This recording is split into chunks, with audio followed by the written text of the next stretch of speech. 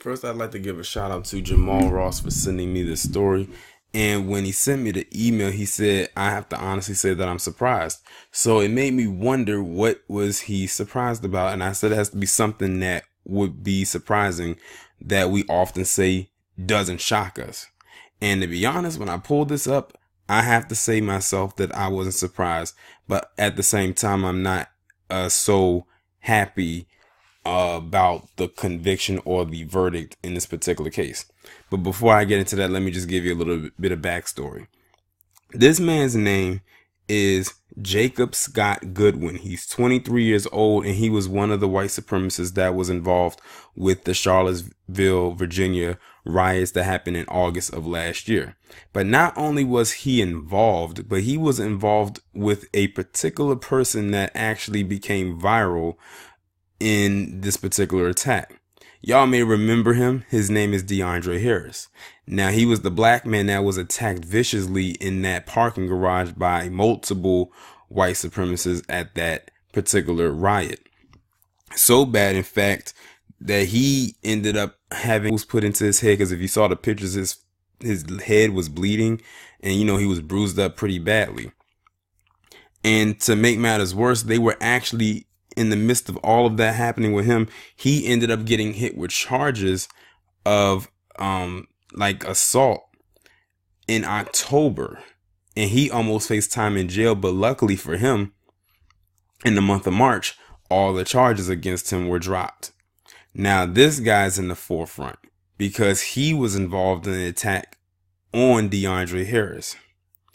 And on the right in his picture, you can see the tactical gear that he has on. He has on goggles and a helmet, like he came dressed like he was getting ready to go to war.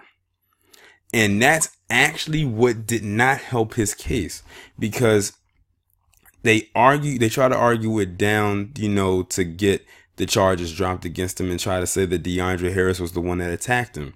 But thankfully, Deandre Harris had a very good attorney, because they argue, well, this guy came dressed in goggles, tactical gear, and a helmet. Like, he was more prepared to go fight, more so than Deandre Harris. Deandre Harris was pretty much left out there unarmed and not prepared for anything that happened. So this guy has been sentenced to 10 years in prison for the attack on Deandre Harris, and he has also been ordered to pay a $20,000 fine. But they say that his time could decrease, but for right now, he's looking at the 10 years is definitely what he's going to get for sure, unless something happens and they get it lower than that. That's the part that I said ended up disappointing me, because first off, if you're going to give the man 10 years, give him 10 years. Don't try to lower it down, because then that means, okay, another slap on the wrist. 10 years already is a slap on the wrist. But the shocking thing is that he actually got 10 years in prison for what he did and the role that he played on Deandre Harris. And if they get him, they need to get the rest of them, because if you look at that footage, he wasn't the only one that was attacking Deandre Harris. Like, he was practically jumped. It looked like a damn gang initiation. It was about, if I can remember or guess, it was about 5 of them that was attacking him. And they weren't just hitting him with their fist or kicking him with their feet. They were hitting him with weapons. So,